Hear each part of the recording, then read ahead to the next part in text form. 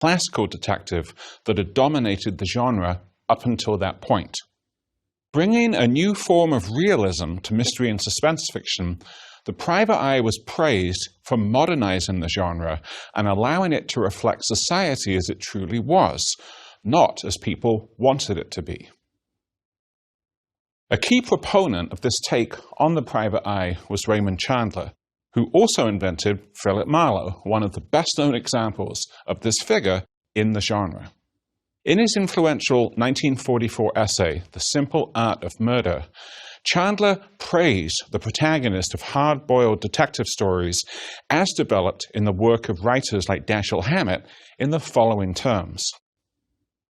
He talks as the man of his age talks, that is, with rude wit, a lively sense of the grotesque, a disgust for sham, and a contempt for pettiness. The story is his adventure in search of a hidden truth, and it would be no adventure if it did not happen to a man fit for adventure. He has a range of awareness that startles you, but it belongs to him by right, because it belongs to the world he lives in. For critics like Chandler, The Private Eye, who walked down the mean streets of American cities, was a vast improvement over the amateur detectives that populated the world of British Golden Age detective fiction, because he was more realistic and more up-to-date.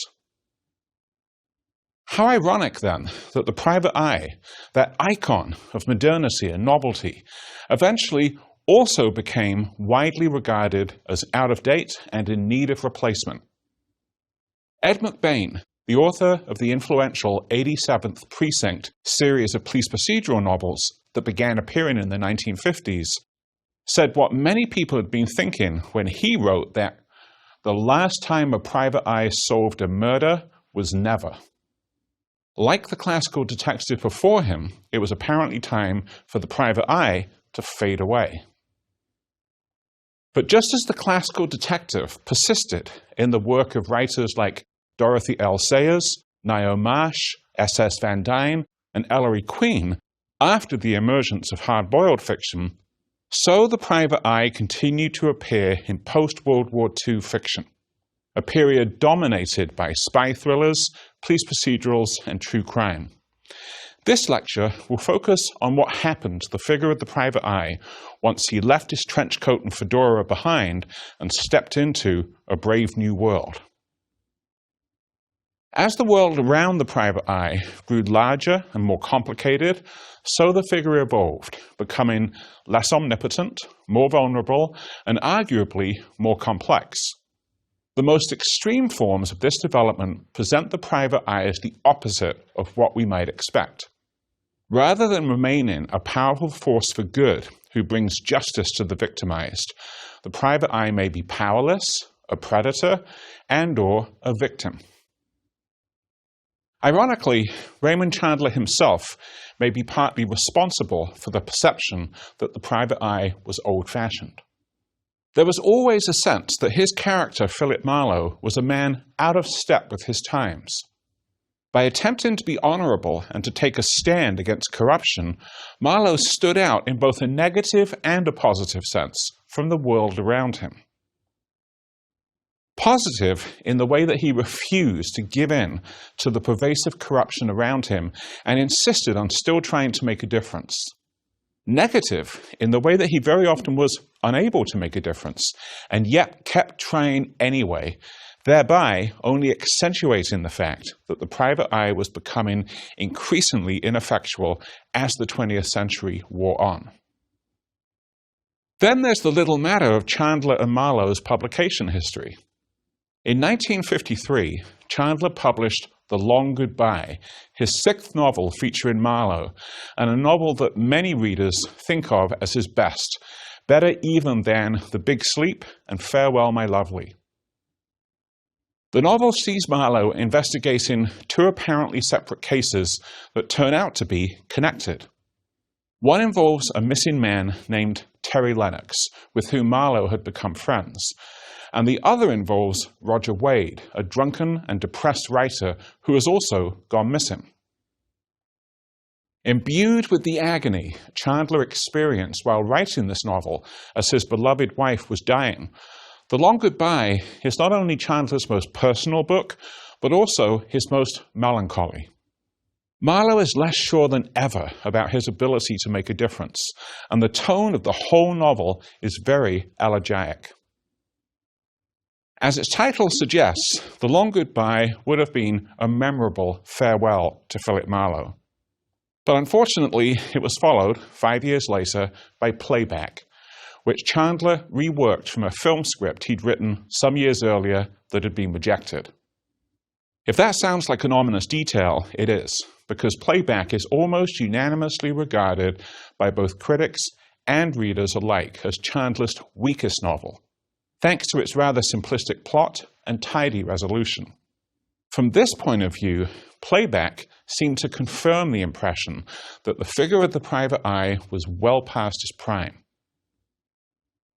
So what did other writers of mystery and suspense fiction continue to see in this figure? A good way of answering this question is to turn to the work of Ross MacDonald, who can be described as both the inheritor of the Hammett and Chandler tradition and a distinguished writer of private eye fiction in his own right. Given the similarities between the work of Chandler and MacDonald, most of which are concentrated on the similar personalities and methods of their respective detectives, Philip Marlowe and Lou Archer, it's surprising that both MacDonald and his work continue to be underappreciated by both critics and readers of the genre. Part of the reason for this relative neglect is the fact that MacDonald is often incorrectly regarded as a virtual carbon copy of Chandler, and that therefore he's not worth reading. But I think MacDonald is also a victim of those peculiar blind spots that crop up every now and then in the history of the genre. Many people regard the period between the 1840s, when Edgar Allan Poe wrote his famous mystery tales, and the 1880s, when Sir Arthur Conan Doyle introduced Sherlock Holmes to the world, as a kind of black hole for mystery and suspense fiction. In a similar manner, many people see nothing but a gap between the end of Chandler's career and the resurgence of crime fiction in the 1980s, when publishers like Black Lizard began reprinting hard-boiled crime fiction classics. Unfortunately for Ross MacDonald, his career falls squarely into that gap. So hopefully this lecture will play a small role in convincing you why you should read him. MacDonald was the pseudonym used by Kenneth Miller, who was born in California in 1915, but raised in Kitchener, Ontario. After moving back to California in 1949, MacDonald published The Moving Target, the first in what would become a long series of novels that all featured private eye Lou Archer, ending with The Blue Hammer in 1976. As I indicated earlier, MacDonald is mostly identified as the main heir of writers such as Dashiell Hammett and Raymond Chandler, and is regarded as a master of hard-boiled crime fiction. Although this description is not inaccurate, it also tends to miss much of what is most distinctive about MacDonald's writing. As his biographer, Tom Nolan, has suggested, his first books, patterned on Hammett and Chandler, were at once vivid chronicles of a post-war California and elaborate retellings of Greek and other classic myths. Gradually, he swapped the hard-boiled trappings for more subjective themes: personal identity, the family secret, the family scapegoat, the childhood trauma, how men and women need and battle each other, how the buried past rises like a skeleton to confront the present. He brought the tragic drama of Freud and the psychology of Sophocles to detective stories, and his prose flashed with poetic imagery. Though Nolan does a good job of describing the characteristic concerns of MacDonald's work, his references to Freud and Sophocles encapsulate what I regard as another problem in critical evaluations of MacDonald's work. Rather than underestimating MacDonald, these evaluations attempt to praise him to the skies, but in a very specific manner, When critic John Leonard, for example, remarks that MacDonald surpassed the limits of crime fiction to become a major American novelist, then my blood starts to boil. Why? Because this kind of praise assumes that the greatest compliment we can pay to mystery and suspense fiction is to say that it's not mystery and suspense fiction at all, but instead literature with a capital L. According to this point of view, mystery and suspense fiction will always be a suspect label, whereas literature is always an honorific title to be carefully bestowed on a select few. Rather than dismissing MacDonald's work or ignoring its generic attributes altogether, I think the best way of assessing the significance of his achievement is to understand what he did with the private eye tradition that he inherited from his forebears. Like Marlowe, MacDonald's Lew Archer is something of a mystery. Although we learn a little bit more about his background than we do about Marlowe's, including the fact that he used to be a cop, that he worked in military intelligence for the US Army in World War II, and that his ex-wife is named Sue, MacDonald doesn't dwell too much on Archer's personality or thoughts. Why? This is where a big difference between Chandler and MacDonald emerges. While the focus of many of Chandler's novels is Marlowe's character, emotions, and the elements that go to make up his code of honor, the same cannot be said of MacDonald. Although Archer is obviously the protagonist of the novels in which he appears, in many ways the novels aren't about him. Instead, they focus on the relationships between the other characters in the novels, and MacDonald uses Archer as a lens to explore those relationships.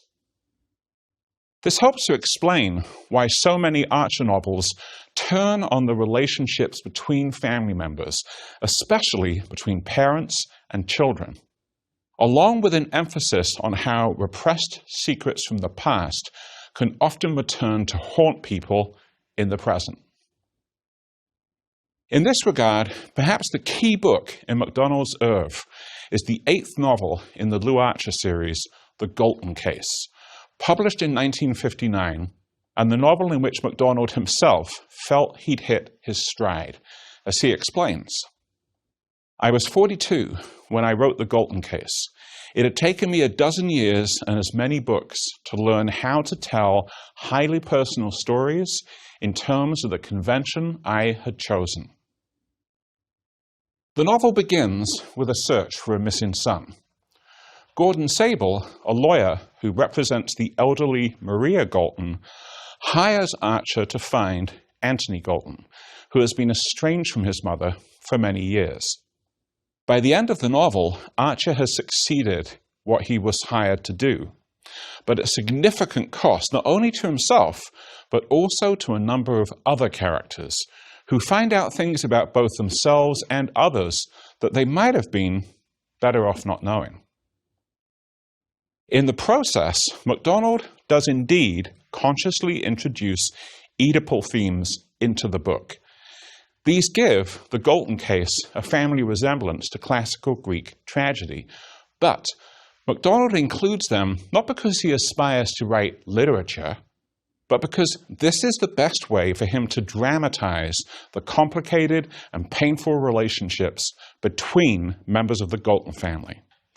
In this way, he is able to create a brilliant synthesis of the hard-boiled tale and the psychological thriller that is indebted to the Chandler tradition of the private eye novel, but that also enriches and extends that tradition.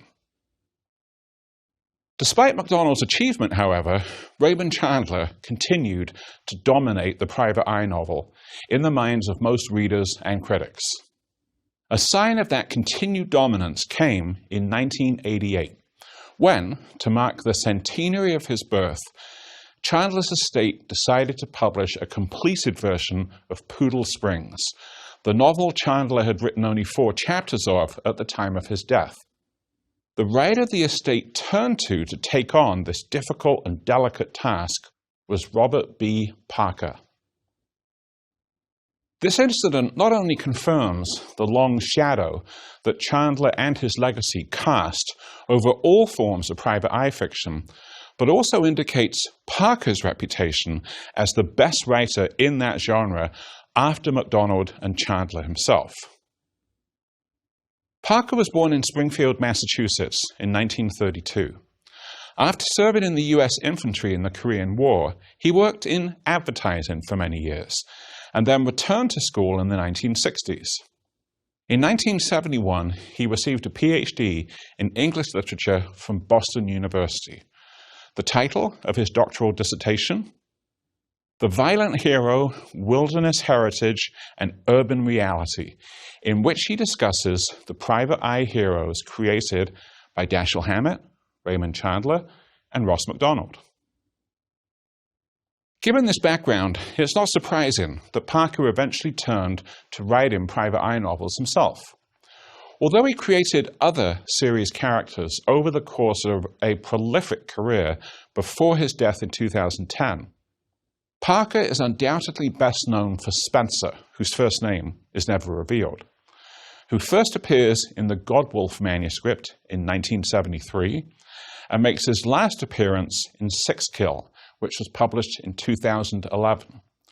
The character became even more well-known as a result of the hit TV show Spencer for Hire, which starred Robert Ulrich in the title role and ran from 1985 to 1988. Spencer lives and works in Boston and is a successful private eye. There are several things that distinguish Spencer from earlier incarnations of the private eye, and which collectively might be said to modernize this figure for a post-civil rights, post-1960s, and post-Vietnam War era.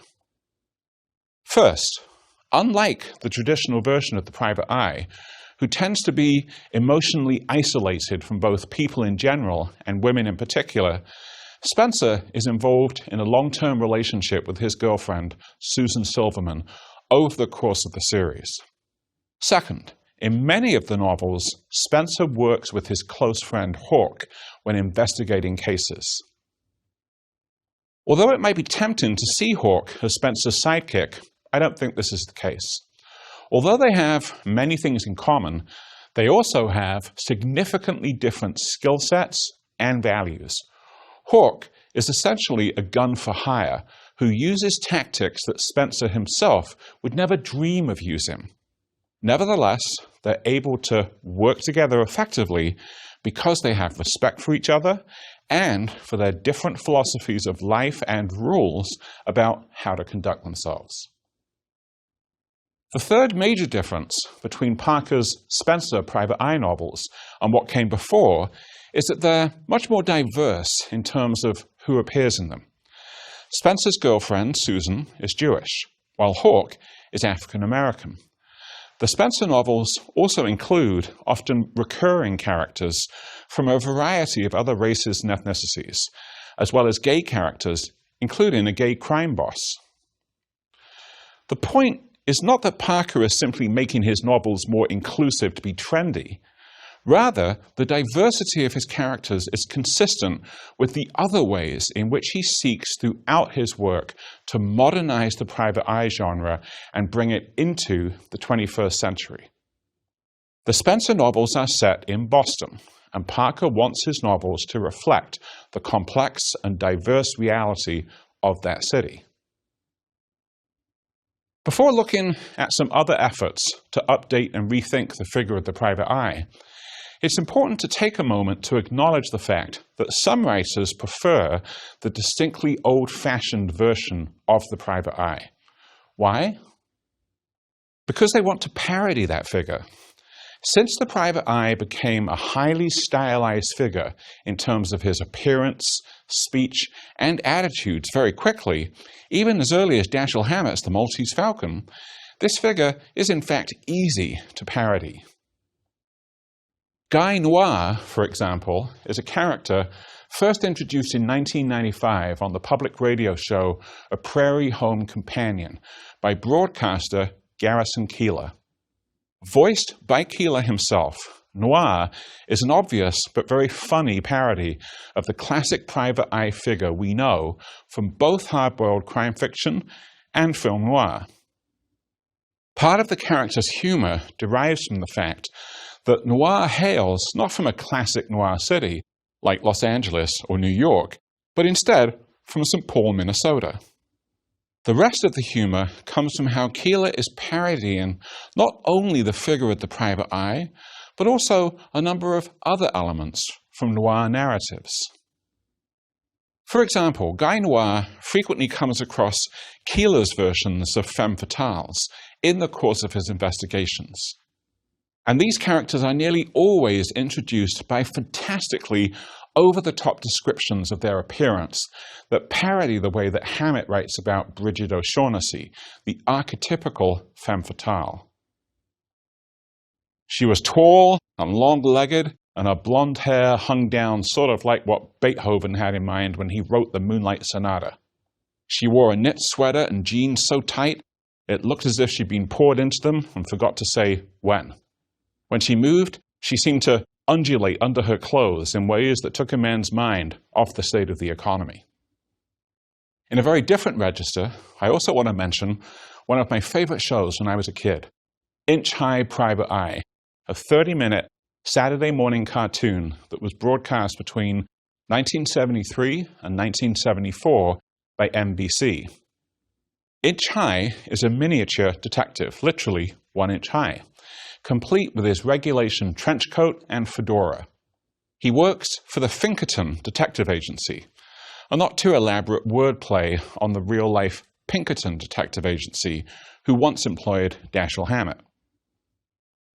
Inch High works on a variety of cases, including recovering stolen jewels, stolen fur coats, and even a stolen super flea. In each episode, there is also usually a dastardly criminal to be foiled. Although this definitely did not occur to me when I originally watched the show at the tender age of 10 years old, what strikes me as interesting about Inch High Private Eye now is the fact that not only can the private eye figure be easily repurposed for children's entertainment, but also that this repurposing allows for a sly critique of the tough masculinity that usually defines this figure. In a more serious vein, I now want to move on to discuss a series of books that most people would not think of as examples of updated private eye narratives, but bear with me. Stieg Larsson's Millennium Trilogy, which is named after a magazine for which one of the main characters works, consists of The Girl with the Dragon Tattoo, The Girl Who Played with Fire, and The Girl Who Kicked the Hornet's Nest. The series' main protagonists are Mikhail Blomkvist, an investigative journalist, and Lisbeth Salander, a young female computer hacker, who together gradually uncover a conspiracy involving members of the Swedish government and the security service. The trilogy is justly famous for, among other things, inaugurating what became the publishing juggernaut known as Nordic Noir, which I'll discuss in another lecture in this series. However, I think it's also helpful and persuasive to think of Lisbeth Salander as a contemporary version of the private eye, not just because of her similarities to the classic examples of that type, but also because of her differences. Let's begin by looking at the similarities. Like the archetypal private eye, Salander is isolated and socially marginal. She has limited social skills, is emotionally withdrawn, and her background and personal history are a mystery, although they become less so as the trilogy progresses. Moreover, although she begins the trilogy by seeming to be disconnected and caring about nothing in particular, Salander turns out to be passionately committed to justice and to making a difference, not just when she's threatened personally, but also when those she comes to care about are under attack. Finally, Salander again and again proves herself to be extremely intelligent and resourceful, able to meet any challenge and survive, and to have a healthy contempt for privilege, power, and authority that is distinctly Marlowe-esque. Now, let's examine the differences between Salander and the other private eyes we've looked at in this lecture. The most obvious and important difference is that Salander is female rather than male. Larsen's title for The Girl with the Dragon Tattoo translates literally as Men Who Hate Women. The title not only indicates the centrality of misogyny and sexism to Larsen's work, but also suggests that Salander's enemy is a system in addition to an individual or a group of individuals. This means that her identity as a woman is not a minor detail, but is instead crucial to the novel and our reading of it. Larsen gives us an opportunity to see what a female rather than male private eye can do when faced with overwhelming odds. The final difference I'd like to discuss concerns Salander's tactics. Although she turns out to be just as adept and creative in using physical violence as her male counterparts, again and again, Larsen stresses the fact that Salander's most important and influential skill is that she's a computer hacker. This demonstrates how Larsen updates the figure of the private eye with a vengeance. At many of the most decisive moments throughout the trilogy, it's Salander's control over cyberspace that enables her to decisively influence events in physical space.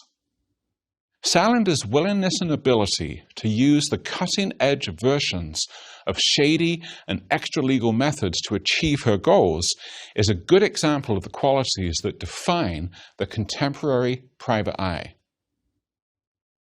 My final example of an updated private eye narrative also focuses on that figure's use of questionable methods, but it is, if anything, even more subversive of the type than Stieg Larsen's Lisbeth Salander. In his 2000 film Memento, which we discussed in relation to the femme fatale in another lecture, director Christopher Nolan wanted to create a contemporary noir narrative that draws upon noir traditions, but isn't an homage to those traditions. Consequently, we see no trench coats, fedoras, smoky offices, or dramatic shadows. But we do see plenty of updated versions of classic noir tropes, including Leonard Shelby, Nolan's version of the private eye archetype. Leonard has anterograde amnesia, which means he's unable to make new memories. He acquired this condition when he was attacked and rendered unconscious during a home invasion in which his wife was raped and murdered. Seemingly committed to the search for truth and determined to get justice for his wife by finding and killing her murderer, Leonard has quit his job as an insurance investigator and has turned himself into Nolan's version of the private eye. I say seemingly because as the film progresses, we become more and more uncertain about who Leonard is and what's motivating him. Nolan does his best to maximize this uncertainty by telling the story in reverse chronological order, which means that we're constantly having to revise our opinions about who Leonard is. The more we do so, the more we realize that Leonard may be a cold-blooded killer rather than a crusader for justice.